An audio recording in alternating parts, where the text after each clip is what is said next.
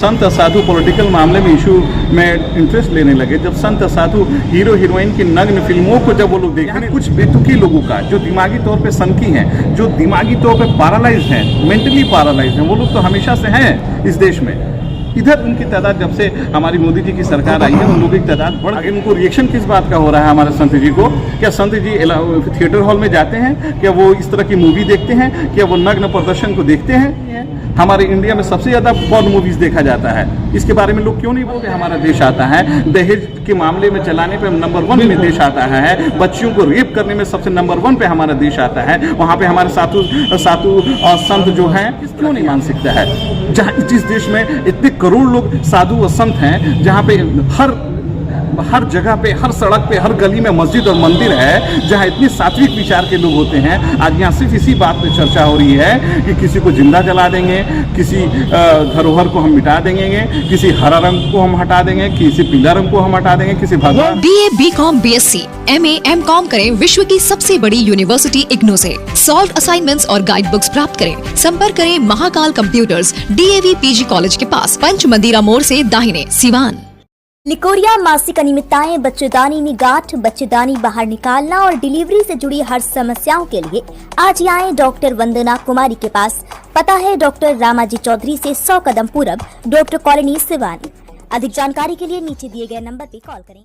शाहरुख खान की एक मूवी आई है, मूवी का नाम है पठान, और इस मूवी को लेके लगातार पूरे देश में विवाद हो रहा है। लेकिन विवाद किस बात को लेके हो रहा है, ये उन लोगों को अभी तक नहीं पता जो लोग इस मूवी पे आवाज़ उठा रहे हैं या फिर इसको लेके इसका बायकॉट कर रहे हैं। उनको यहाँ तक नहीं पता कि क्यों बायकॉट किया जा रहा है। लेकिन अब इस मामले में एक संत, जो कि अयोध्या के संत हैं परमहंस आचार्य, उन्होंने एक विवादित बयान दिया है। लेकिन विवादित बयान एक संत देते हैं जिनको संत की उपाधि दी गई, यानी संत मतलब एक महात्मा को संत की उपाधि दी जाती है, महात्मा की उपाधि दी जाती है।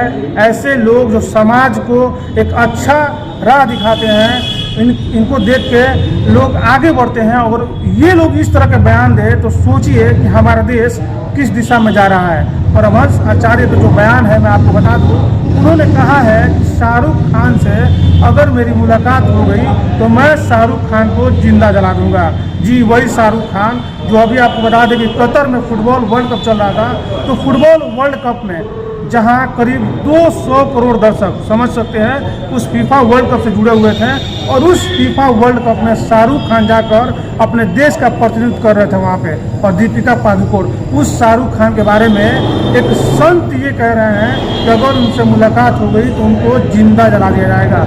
इसी मामले पे बात करेंगे। हमारे साथ एडवोकेट कबीर अहमद हैं। आपको बता दें कि सिवान के रहने वाले हैं कबीर अहमद जी। लेकिन आप बता दें पूरे बिहार में कोई भी मामला होता है, कोई भी गंभीर समस्या होता है, उस पर बड़ी बेबाकी से अपनी बात रखते हैं। आप बता दें 4 साल की एक बच्ची का रेप हुआ था, जिसमें इन्होंने बड़ी ही तत्परता के साथ लड़ाई लड़ी थी, और जो आरोपी था उसको फांसी तक की सजा दिलवाने का काम कबीर अहमद ने किया था। कबीर अहमद जी, बहुत बहुत स्वागत है हमारे चैनल का। शुक्रिया आपका भी। क्या कहेंगे संत जिसको महात्मा भी कहा जाता है, अगर ये लोग इस तरह को बयान देने लगे हैं कि जिंदा जला दिया जाएगा, मार दिया जाएगा, काट दिया जाएगा, तो कहाँ जा रहे हैं समाज? देखिए, सबसे पहले तो बात, कोई भी बात आज मैं बड़ा दिल से बोलना चाहता हूँ। मैं नहीं चाहता हूँ कि किस तरह का कोई कंट्रोवर्शियल इशू लोग खड़ा करें मेरे सही बात पे भी, लेकिन आज मुझे बड़ा बोलने का मन हुआ कि आखिर सरकार क्यों सोई हुई है।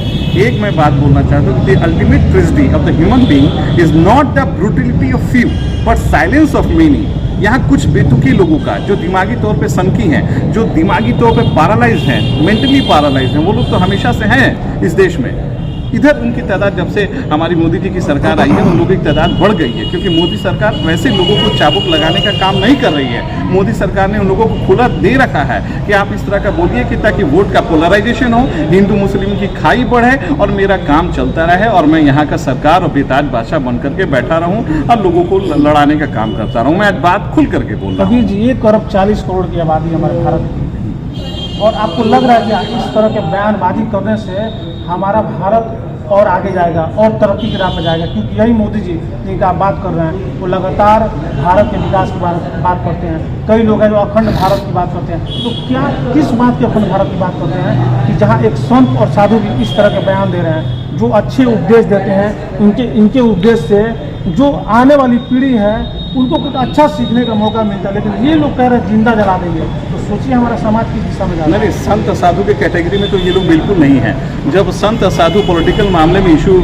में इंटरेस्ट लेने लगे, जब संत साधु हीरो हीरोइन की नग्न फिल्मों को जब वो लोग देखने लगे हैं, आगे उनको रिएक्शन किस बात का हो रहा है हमारे संत जी को? क्या संत जी थिएटर हॉल में जाते हैं? क्या वो इस तरह की मूवी देखते हैं? क्या वो नग्न प्रदर्शन को देखते हैं?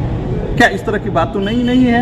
हमारे इंडिया में सबसे ज़्यादा पॉर्न मूवीज़ देखा जाता है, इसके बारे में लोग क्यों नहीं बोलते हैं? हमारे इंडिया में सबसे ज़्यादा जो डोमेस्टिक वायलेंस होता है, घर के अंदर घर की माँ बहनों के साथ छिड़खानी होती है, आपस के रिश्तेदार हम लोग की माँ बहनों को सेफ नहीं रख पाते हैं। डोमेस्टिक वायलेंस में नंबर 1 पे हमारा देश आता है, ईव टीजिंग में नंबर 1 पे हमारा देश आता है, दहेज के मामले में चलाने पे नंबर 1 में देश आता है, बच्चियों को रेप करने में सबसे नंबर 1 पे हमारा देश आता है। वहाँ पे हमारे साधु और संत जो हैं क्यों नहीं आते हैं आगे? क्यों नहीं वो लोग ललकारते हैं वैसे भेड़ियों को, जो बच्चियों को, जो 3 साल की बच्चियों को, जिनके पास दिखाने को तो कुछ भी नहीं होता है, उनके बदन को देख करके हमारे अंदर किसी तरह का रिएक्शन नहीं होता है, वैसे भी लोगों का लोग रेप कर देते हैं। 70 साल की औरत का लोग रेप कर देते हैं। तो ये किस तरह की मानसिकता है? जहाँ जिस देश में इतने करोड़ लोग साधु और संत हैं, जहाँ पे हर जगह पे, हर सड़क पे, हर गली में मस्जिद और मंदिर है, जहाँ इतनी सात्विक विचार के लोग होते हैं, आज यहाँ सिर्फ इसी बात पे चर्चा हो रही है कि किसी को जिंदा जला देंगे, किसी धरोहर को हम मिटा देंगे, किसी हरा रंग को हम हटा देंगे, किसी पीला रंग को हम हटा देंगे, किसी भगवान रंग पे, कबीर जी रंग पे जब बात हो रही है हमारी, तो देखिए रंग को लेके एक विवाद हुआ है, बेशरम रंग। गाने के बोल हैं ये बेशरम रंग, और उस पर भी विवाद हो रहा है। लेकिन मैं आपसे एक चीज़ कहना चाहूँगा, जावेद अख्तर साहब कहते हैं आप कितना भी खूबसूरत बाग बना लें, लेकिन उस बाग में एक तरह के फूल नहीं रह सकते हैं। बाग तब बनता है जब उसमें कई तरह के फूल होते हैं। और हमारा जो देश है भारत, इसको भी एक बाग की तुलना से देखें तो इसमें कई तरह के फूल रहते हैं, रंग बिरंगे फूल, तब जाके भारत बना है। कल्पना कीजिए कि इस भारत में एक रंग का फूल हो, सिर्फ एक रंग का, कैसा दिखेगा भारत? ये जावेद अख्तर कहते हैं। तो इस पे आप क्या कहेगा? रंग को लेकर जो विवाद हो रहा है, नहीं, अनेक रंगों, अनेक बोलचाल, अनेक भाषाओं का देश है हमारा, और ये इस देश की खूबसूरती भी है। तो कुछ लोग इस खूबसूरती को भी शायद खत्म कर देना चाहते हैं, तभी तो ये लोग रंग पर आ गए। मैं एक बात बोलना चाहता हूँ, ये खूबसूरती है तो ये आपकी देन नहीं है, ये हमारे सदियों से पुरानी देन रही है। इसमें आपका योगदान नहीं रहा है, या मोदी जी आपका योगदान नहीं रहा है, या कोई भी पॉलिटिकल मामला हो, इसमें इन लोगों का योगदान नहीं, उन लोगों का योगदान रहा है। जब देश छत विछत में पड़ा हुआ था, जब सुई का एक कारखाना भी इस देश में नहीं था, जब हमारा देश आज़ाद हुआ था, जब हमारा देश को तोड़ने की कोशिश की गई थी, तब वैसे महान नेताओं ने इन देश को बनाने का काम किया था। मुझे तो आज इस बात का एहसास होता है कि क्या मतलब डेवलपमेंट क्या सिर्फ जीने को कहते हैं? क्या डेवलपमेंट सिर्फ ये कह देते हैं कि भाई साहब आप अच्छे हैं, भाई साहब क्या आप हिंदू हैं और मैं आपसे बात कर ले रहा हूँ तो ऐसा लग रहा है कि ये डेवलपमेंट हो गया? जिस घर में मैंने देखा, मेरे फादर पदाधिकारी थे, वो मैनेजर के पोस्ट पे थे, और जब हर त्यौहार पे, पर्व पे, ईद पे, बकरीद पे, होली में, दिवाली में हम लोग दूसरे के यहाँ जाते थे और इस बात का एहसास नहीं होता था कि कौन हिंदू है कौन मुस्लिम है। लेकिन इन चंद 10 सालों में, 12 सालों में इतना एहसास बढ़ गया है, इतना फर्क बढ़ गया कि 3 साल की मेरी बेटी बोलती है कि वो इस जाति का है, वो इस धर्म का है। मैं तो सुन के दंग रह जाता हूँ। मैं ट्रेन में जाता हूँ तो छोटे छोटे बच्चे बोलते हैं कि तुम्हारा नाम क्या है, तुम किस जाति से बिलोंग करते हो, क्या इसी को विकास करते हैं? लेकिन मोदी सरकार ने जिस तरीके से जहर भरने का काम किया है, वो जहर इनको आज न कल सबको इसको भुगतना है, भुगत रहे हैं हम लोग। इसमें चूंकि हम लोग इंटेलेक्चुअल क्लास के लोग हैं, हम लोग इस बात को ध्यान में नहीं लाने की कोशिश करते हैं, या अपनी एक्टिविटी से चाहते हैं कि हिंदू मुसलमान के बीच की खाई ना बढ़े। लेकिन जहर इतना फैला दिया गया है, इतना फैला दिया गया है कि हर आम व खास में ये सिर्फ बात यही हो रही है, और यही हमको लगता है डेवलपमेंट इसी को कहते हैं। अच्छा, हिंदू मुसलमान के सबसे बीच बड़ी बात है की कबीर खाई जी, जब लोगों पे मुसीबत आती है तो हम लोग उस समय इंसानियत याद आता है, किसी को खून का जरूरत पड़े उस समय कोई नहीं देखता है कि हिंदू का खून है कि मुसलमान का खून है। हमने कोरोना काल में देखा, कोरोना काल में जब लाशें गिर रही थी, लगातार लोगों की मौतें हो रही थी, उस समय लोग अपने परिजन को भी पहचानने से इनकार कर देते थे। एक बेटा, हमने ये भी देखा कि एक बेटा अपने बाप का अंतिम संस्कार करने को तैयार नहीं था इसी सीवान में। वैसी परिस्थिति में लोग जाति धर्म से ऊपर उठ गए। कई सारे ऐसे मुस्लिम समाज के लोग हैं जिन्होंने हिंदू समाज के लोगों को उस समय अंतिम संस्कार किया उनका।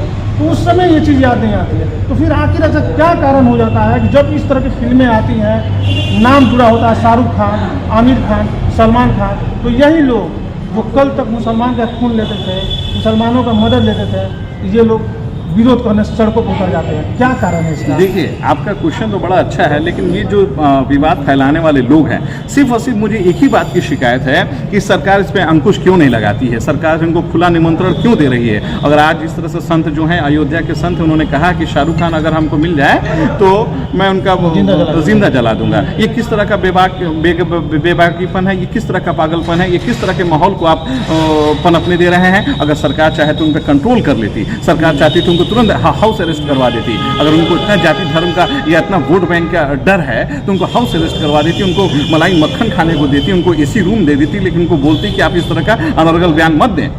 लेकिन उन्होंने खुला छोड़ रखा है। इससे क्या है, समाज में गंदा मैसेज जा रहा है। आखिर कोर्ट कचहरी कानून किस लिए बना हुआ है? इसीलिए बना हुआ है कि लोग एक दूसरे के साथ मोहब्बत को कायम रखें, एक ऑर्डर बना करके चलें। लेकिन सरकार जो गार्जियन है हम लोगों की, सीढ़ी के ऊपर से अगर आप पानी गिराते हैं तो गंदगी धुलती हुई चली जाती है अंदर तक। लेकिन सरकार चूँकि टॉप पे बैठी हुई है, खामोश है, वो जानती है कि इस तरह के बयान से हमारे देश में भिन्न भिन्न लोग पैदा होंगे, भिन्न भिन्न तरह के मत होंगे। चूँकि जाहिर लोगों की तादाद यहाँ ज़्यादा है, कम पढ़े लिखे लोगों की तादाद बहुत कम है, ना के बराबर जो इंटेलेक्चुअल कहे जाते हैं, जो समाज में कुछ अच्छा देने की कोशिश करते हैं, लेकिन समाज उनको लेता नहीं है। यहाँ वैसे लोगों की भाषा सुनी जाती है। अब मैं तो जनता को भी दोषी मानता हूँ कि जिस तरह का जब इलेक्शन होता है तो जनता सिर्फ शराब, धोती, कपड़ा पे लेकर के बिक जाती है। कभी ये इशू नहीं रहता है कि हमको स्कूल मिलेगा, मुझे कौन सा हॉस्पिटल मिलेगा, कैसी सड़कें बनेंगी, हमारे बच्चे कहाँ पढ़ेंगे। इस मुद्दे पे कभी इलेक्शन नहीं होता। इसलिए सरकार भी जानती है कि जनता को उसी के हाल पे छोड़ दो, थोड़ा सा लॉलीपॉप दिखा लो, फिर 5 साल अपना राज करो। और वही हो रहा है। सरकार उसी तरह की मंशा से आती है और जनता भी उसी तरह की है कि उस तरह की सरकार को चुनने का काम करती है। देखिए, कबीर साहब ने बड़ी बेबाकी से अपनी बात को रखी है और बड़ी बेबाकी से इन्होंने कहा है कि कोई भी संत हो, कोई भी धर्म गुरु हो, अगर इस तरह के विवादित बयान देते हैं तो उनको खिलाफ सरकार को सख्त कदम उठाने चाहिए और कड़ी से कड़ी कार्रवाई करनी चाहिए, ताकि आने वाले दिनों में इस तरह के कोई बयान उनके द्वारा न दिया जाए, क्योंकि इनके बयान से समाज को काफ़ी असर पड़ता है। आपको बता दें कि कहा जाता है कि हमारा देश बदल रहा है। वाकई साहब, हमारा देश बदल रहा है, क्योंकि जब आप रेलवे में जाएंगे और ट्रेनों के बोगियों में जब देखेंगे, जनरल बोगी में, तो एक सीट पे 5-5 लोग बैठते हैं। एक बोगी में जहाँ 72 लोग बैठने चाहिए, वहाँ 400-450 लोग बैठते हैं। लेकिन जब विधायक जी को जाना होता है या फिर हमारे शहर के सांसद महोदय या फिर देश के किसी भी सांसद को जाना होता है, तो आसानी से एसी बोगी में बैठ के उसी ट्रेन में चले जाते हैं। उनको उस समय परेशानी और कठिनाई नहीं दिखलाई देती है। इसलिए आम जनता से हम कहना चाहेंगे कि आप भी हर मामले में, जरूरी नहीं है कि किसी ने आपसे कह दिया कि शाहरुख खान के नाम के साथ खान जुड़ा हुआ है, इसलिए उसका आप विरोध कीजिए और आप उसका विरोध करने के लिए उतर जाएं। आपको अपने मन से भी सोचना चाहिए कि उसका फायदा सीधे किसको हो रहा है। कहीं ना कहीं जो राजनीतिक दल के नेता हैं, जो राजनीतिक पार्टियां हैं, वो पठान के नाम पर, कभी माय नेम इज खान के नाम पर आपको सड़कों पर उतरवाएंगी और आपसे विरोध प्रदर्शन कराएंगी और उसका सीधा फायदा सिर्फ और सिर्फ उस नेता का होगा। इसलिए सही लोग कह रहे हैं कि हमारा देश बदल रहा है। देश इसलिए भी बदल रहा है क्योंकि जो साधु संत हैं, जो अच्छे उपदेश देते थे लोगों को और उनके उपदेश को सुनकर लोग अच्छे राह पे चलते थे, वैसे साधु संत अब लोगों को जिंदा जलाने की बात करते हैं और मारने काटने की बात करते हैं। और हमारी जो सरकार है वो खामोश रहती है। तो कहीं ना कहीं वाकई हमारा देश बदल रहा है। कबीर साहब हमारे साथ थे, जो कि बड़ी बेबाकी से अपनी बात रखे हैं। ऐसे ही तमाम खबरों के लिए देखते रहिए न्यूज़ इंडिया तक। स्टूडेंट क्रेडिट कार्ड के साथ करें job oriented course, BTech, polytechnic, hotel management सहित अन्य प्रोफेशनल कोर्स। एडमिशन के लिए आज ही संपर्क करें एनराज एजुकेशन एंड वेलफेयर ट्रस्ट, आंध्रढाला ओवरब्रिज के नीचे, सिवान।